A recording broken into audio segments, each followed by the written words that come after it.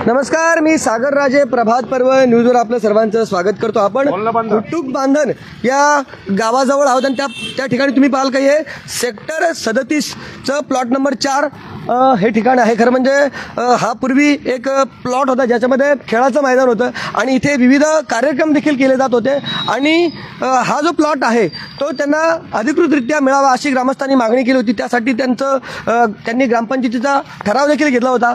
शिवाय या बाबतीत खासदार श्रीरंग बारणे त्यांचं पत्र देखील होतं की हे जे गार्डन आहे किंवा हा जो प्लॉट आहे तो तिथल्या ग्रामस्थांना प्लॉट द्यावा अशी मागणी केली होती। परंतु आता मात्र तुम्ही पाहाल की इथे कशा रीतीने बांधकाम चालू आहे।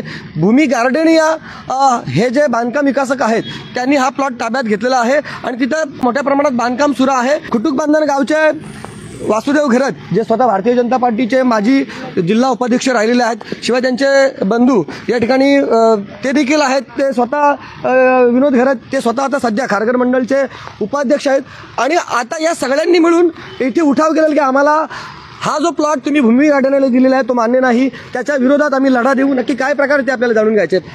सुरुवातीला मी मुद्दामच त्यांच्याकडे जाईल। एकतर मला माहिती आहे की तुम्ही ज्या वेळेला ओवे ग्रामपंचायत होती, ओवे ग्रामपंचायतीमध्ये हा जवळपास संपूर्ण एरिया येतो, त्याच्यामध्ये आपली कुटुक बांधन हे देखील गाव होतं आणि त्यावेळेला आपण मागणी केली होती की हा जो प्लॉट आहे हा ग्रामस्थांना खेळासाठी मैदान म्हणून आरक्षित करावा अशी मागणी केली होती। परंतु प्रत्यक्षात तिथे आता हे बांधकाम दिसतं। नक्की काय झालं मला सांगा। आम्ही ग्रामपंचायत 2014 मध्ये ग्रामपंचायत होती। ग्रामपंचायतीमध्ये आपला शिवसेनेचा सरपंच होता, त्यावेळेला आम्ही याच्यामध्ये होतो तेव्हा आम्ही मागणी केली होती। ठराव मंजूर केलेला आहे, सिडकोला ते प्रस्ताव दिलेला आहे। खासदार बारणे साहेबांचा आम्ही लेटर जोडलेला आहे आणि भाटिया साहेबांनी आश्वासन दिला होता की हा तुमचा प्लॉट मंजूर करून देऊ, पण तसं काय अजून झालेलं नाही। आणि आता सिडकोने इथे दुसऱ्या भूमी आहेत गजरा बिदल म्हणून रमेश गजरा ह्याला ते प्लॉट अलॉट करून त्यांचं ते काम चालू केलं आहे आणि त्यांनी कब्जा घेतला आमच्याकडनं जबरदस्ती। आणि स्थानिक पोलिटिशियनला गेलं तर ते पोलिटिशियन आम्हाला खंडणीचे धमके देतात, आता तुम्ही प्लॉटवर यायचं नाही। त्याच्यामुळे आता आम्ही स्थानिक लोकांनी जायचं कुठं। आमचा प्लॉट जो 2014 म्हणजे आमचे पिढ्यानपिढी तिथे कार्यक्रम व्हायचे, लग्न कार्य सगळे फंक्शन वगैरे, देवीचा कार्यक्रम त्याच्यामध्ये आहे आमचा, म्हणजे आमची रजिस्टर पण आहे ते संस्था। आणि एक कार्यक्रम असताना त्यांनी प्लॉट टाकला आणि त्याने कब्जा घेतला। तर हा प्लॉट आम्हाला देण्यात यावा, नाही दिला तर आम्ही आंदोलन करू, उपोषणाला बसू आणि हा घेतल्याशिवाय आम्ही गप्प बसणारच नाही।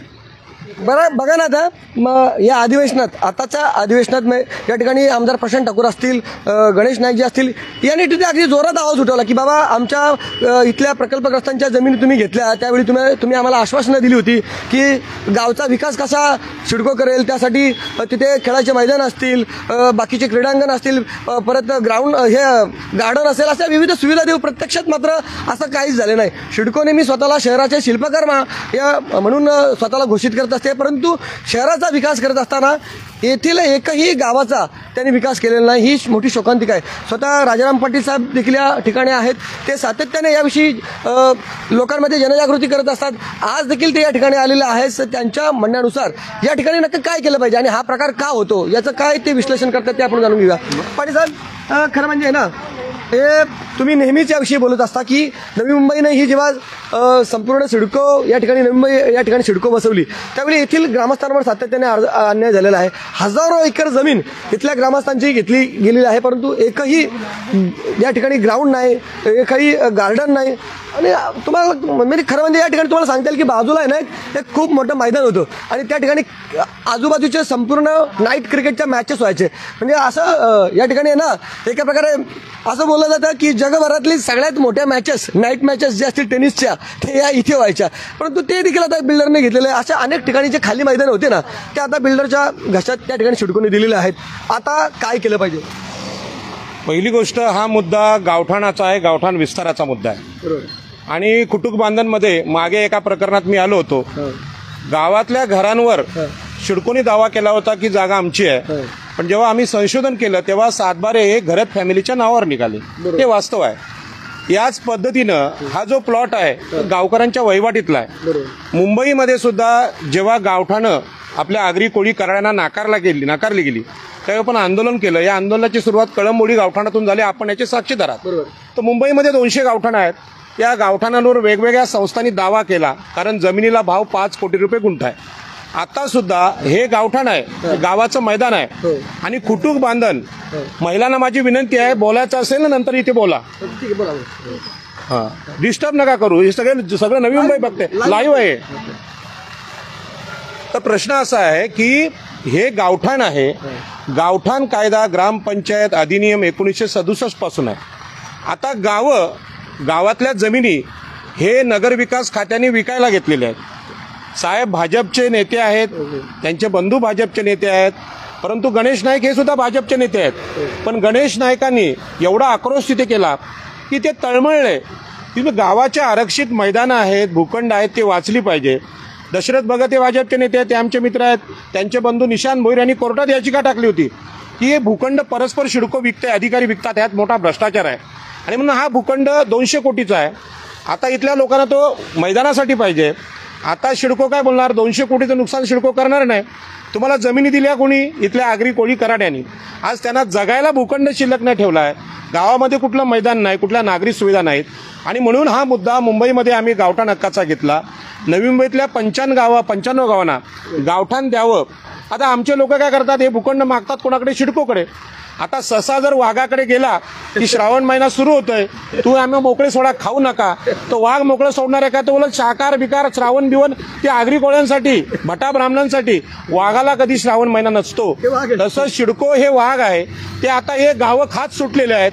आणि या वाघापासून वाचायचं असेल तर दुसरे वाघ आहेत पोलीस, त्यांचे सुद्धा संरक्षण गावकऱ्यांना भेटलं पाहिजे. मागे आपण अनुभव घेतला, ते पोलीस सांगतात खारघर पोलीस स्टेशनचे की हे भूखंड आहेत ते सिडकोचे आहेत.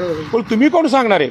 आणि म्हणून पोलिसांना याची आठवण करून देतोय, यांना जी खंडणीची धमकी आलेली आहे, कदाचित आपल्यावर पण गुन्हे दाखल होऊ शकतात, हे बिल्डर करू शकतात. कारण अधिवेशनाच्या शेवटच्या दिवसात असा कायदा आणला की शहरातले लोक जमिनीसाठी भांडतील तर ते शहरी नक्षलवादी घोषित करू, त्यांना 3 महिने आतमध्ये टाकणार आणि 3 लाख रुपये दंड करणार. साहेब तुम्हाला ओपनली सांगतोय, भाजप सरकारनेच हा निर्णय घेतलाय.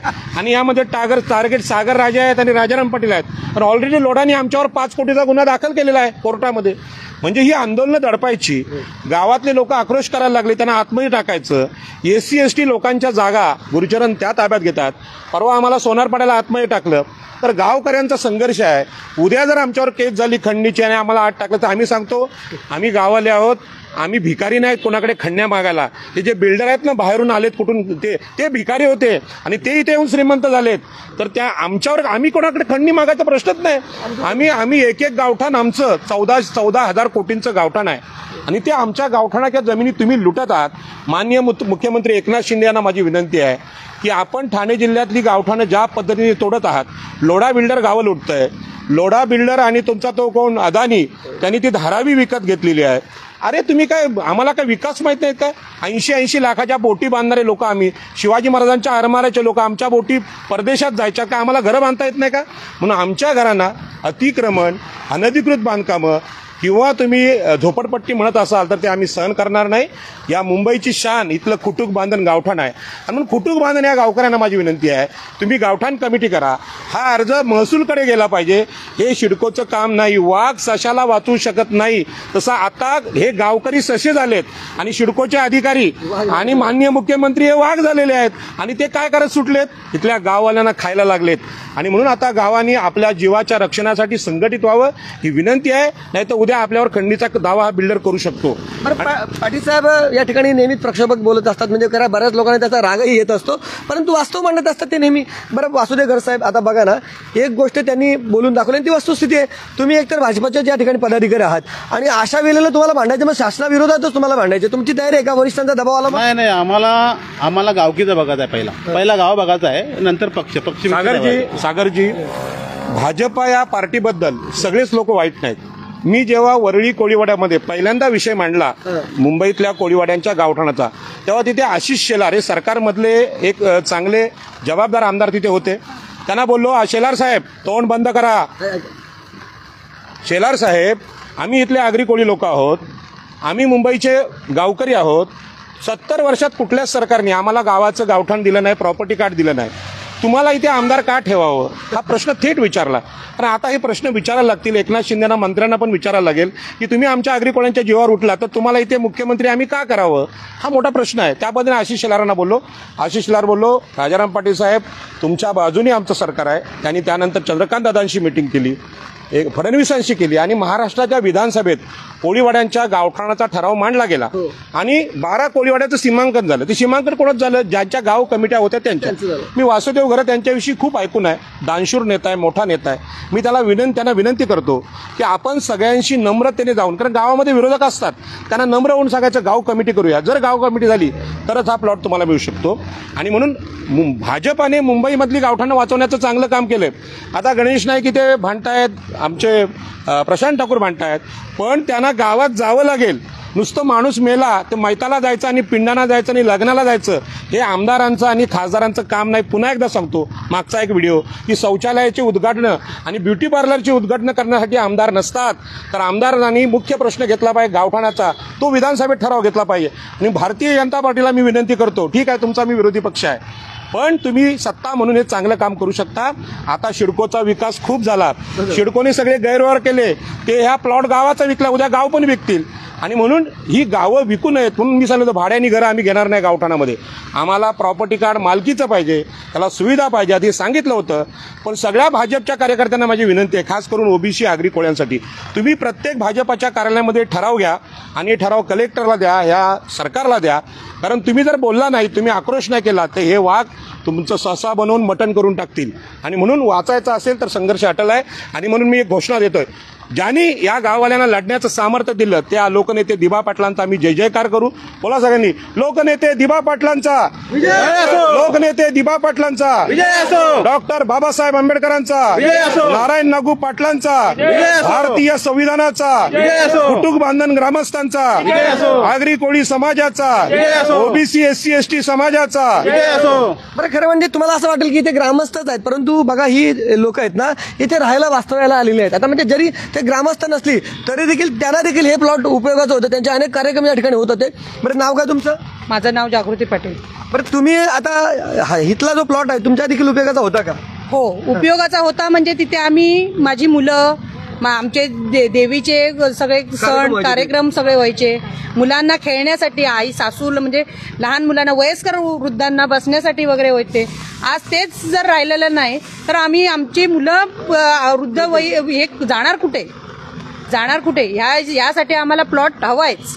बरं, बघा ना, म्हणजे एकंदरीतच ही जेवढी गावं आहेत सिडकोला लागून तर त्या ठिकाणी अजिबात अशा पद्धतीने प्लॉट नाही. आता इथे फरशीपाड्याचे काही लोक आले. फरशीपाड्याचे कोण आहे तिथे? बरं, या फरशीपाडा. बरं, तुम्ही आता तिथे फरशीपाड्याला किती वर्षापासून राहता? मी बरेच वर्ष झाले, माझं लग्न होऊन झाले 25 वर्ष झाले. तरी तुम्ही मूळच्या फरशीपाड्याच्याच वर्ष. तिथे? आता इथे ना हे भूमी गार्डन हे दिसते ना तुम्हाला प्लॉट, त्याच्या पाठीमागे एक फरशीपाडा आहे. मी ते मागाशी बोललो ना की तिथे जगभरातील सगळ्यात मोठ्या क्रिकेटच्या, टेनिस क्रिकेटच्या नाईट मॅचेस व्हायच्या. त्याच्या बाजूला आता फुटबॉलचं खूप मोठं मैदान केलेलं आहे. कुत्रा देखील येत नाही तिथे फुटबॉल खेळायला, तिथे गर्दी असायची.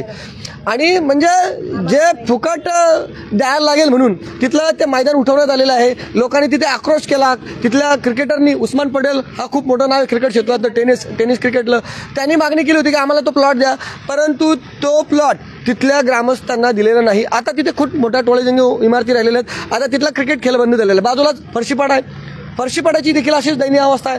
त्यांचं म्हणणं बाबा आम्हाला देखील सुरक्षित ठिकाणी त्या ठिकाणी ठेवा. आजूबाजूला सर्व ठिकाणी बिल्डिंग आल्यानंतर या झोपड्या स्वरूपात परिस्थिती आहे. पाऊस गेलो, पाणी लय भरतो. परवा दिवशी लय पाणी भरलं तर आमच्या घरात बी पाणी आलं. पण आता इथे तुमची पोरं खेळायला यायची, आता तिथे मैदान नाही. मग तिथे मैदान नाही, आता काय करावं? आम्ही आंदोलन करू. मग काय करावं? म्हणजे नाही तिथे सुख आणि इथे सुख. बरं, अजून कोण आहे? तुमचं नाव काय? माझं नाव सारिका जाधव. कुठे राहता तुम्ही? मी इथे सेक्टर कुटुंब. आता तुमची काय मागणी आहे नेमकं? आमची मागणी आहे की लहान मुलं खेळतात, वयोवृद्ध इथं बसतात, आम्हाला एक थोडीशी कुठेतरी बसायला. नाही, थोडीशी कशी बसायला थोडी जागा होत, हा प्रॉब्लेम आहे. आता आम्हाला हीच जागा पाहिजे. आणि दुसरी गोष्ट कशी, आता सगळे प्रोग्राम आम्ही महिला मंडळ म्हणा, सगळे प्रोग्राम इथंच करतो, म्हणून ह्यासाठी आम्हाला ही जागा असेल तरच आम्ही तिथे सण मुली लेडीज हे करू शकतात ना. जर जागाच नसेल तर काय आम्ही कुठे करणार? बरं, मी काय म्हणतो, आता जवळपास या ठिकाणी सगळं असं क्लिअर दिसतं की हा टेंडर प्लॉट आहे. समोरचा बिल्डर म्हणणार की मी अधिकृतरित्या घेतलेला आहे आणि मी त्याच्यासाठी पैसे भरले. पण बरं तुम्हाला काय वाटतं म्हणजे हे सगळा प्रकार कसा का आता म्हणजे कसं आहे की गावठाण कायदा तो म्हणाल का माझी कुठं चूक आहे आता? नाही, त्याची चूक म्हणजे हीच आहे. हा गावठाण कायदा जुना आहे, ग्रामस्थांचा अधिकार पहिला आहे आणि जमिनींच्या कायद्यामध्ये प्राधान्यक्रम हा नागरिकांच्या गावठाणाला आहे, तिथल्या मूळ भूमिपुत्रांना आहे. यासाठी मोठा लढा द्यावा लागेल आणि हा लढा नवी मुंबई म्हणजे ठाणे, रायगड या जिल्ह्यांचा लढा आहे. यासाठी सगळ्या समाजाने एकत्र येणं गरजेचं आहे. आणि समाजाचा प्रॉब्लेम तुम्हाला सांगतो की समाज याला 500 रुपये खर्च करायला तयार नाही. त्यांना असं वाटतं की फुकट सगळं झालं पाहिजे. आता 200 कोटीचा प्लॉट रद्द करायचा तर ते साधा विषय नाही, त्याला तेवढा मोठा संघर्ष लागेल. असे प्लॉट विकून इलेक्शन लढवले जातात असा आरोप केला जातो. माझं स्पष्ट म्हणणं आहे की जे कोणी साताऱ्यावरून वगैरे लोक आलेले आहेत, त्यांनी मुख्यमंत्री झाले, त्यांनी गावावरून पैसे आणले होते का? नव्हते आणले. मग इथल्या जमिनी विकून त्याने ते इथे मुख्यमंत्री झालेत. ही गोष्ट आमच्या ओबीसी समाजाला कळत नाही आणि म्हणून आज जरांगे पाटील आरक्षण मागतात मराठ्यांसाठी. त्यांचं डझन मुख्यमंत्री मंत्री आहेत. या लोकांनी काय केलं? मुंबईच्या जमिनी विकल्या आणि मुख्यमंत्री झाले, गृहमंत्री झाले, महसूल मंत्री झाले. आता हा जो प्रकार आहे शोषणाचा हा ओबीसी मांडत नाहीत आणि म्हणून हा संघर्ष जसा आरक्षणाचा आहे, जसा शिक्षण आणि नोकऱ्यांचा आहे, तसे मोठे मोठे भूखंड हे लोक विकतात, मुंबईला विकतात, मुंबईच्या गावकऱ्यांना आणि श्रीमंत होतात. आणि म्हणून या विरोधात आता मोठा संघर्ष उभं करण्याची वेळ आलेली आहे. मी ठाणे, रायगड, पालघर इथल्या आगरी कोळ्यांना, आमदार, खासदार, सर्वपक्षीय लोकांना विनंती करेन की गावठाण हक्क मागून घ्या, गावठाण हक्क मोजून घ्या आणि आपल्या गावाभोवती कंपाऊंड काढा. पूर्वीचे लोक तर तटबंदी बांधायचे कारण बाहेरचे लोक आपल्याला लुटायचे. आज तीच वेळ गावांना तटबंदी बांधायची वेळ आली कारण कधी कुठला प्लॉट विकतील आणि घुसखोरी करतील सांगू शकत नाही.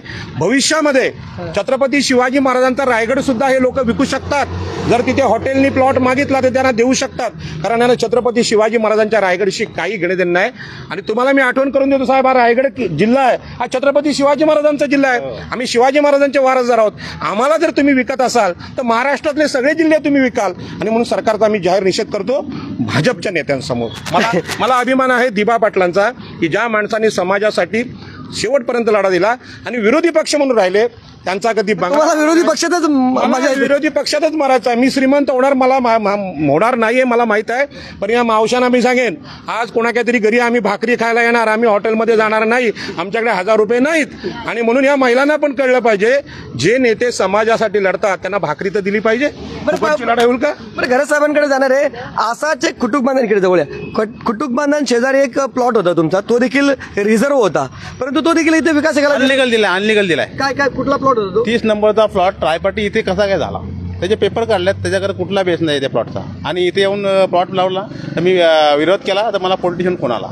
म्हणजे बघा एकतर हे एक पदाधिकारी आहेत, शिवाय जमीन क्षेत्रामध्ये जाणकार आहेत आणि त्यांना सगळ्या गोष्टी माहीत आहेत. त्या ठिकाणी त्यांचा असा आरोप आहे की अनलिगल प्लॉट. सागरजी मी एक सांगतोय तुम्हाला, आता सिडकोचं ॲक्विशन आहे, तुमचं अलिबाग कॅरिडॉरचं ॲक्विशन आहे, यामध्ये शेतकऱ्यांची वहिवाट असते म्हणजे शेतकरी जागा वापरत असतात, गावठाणाची जागा असते.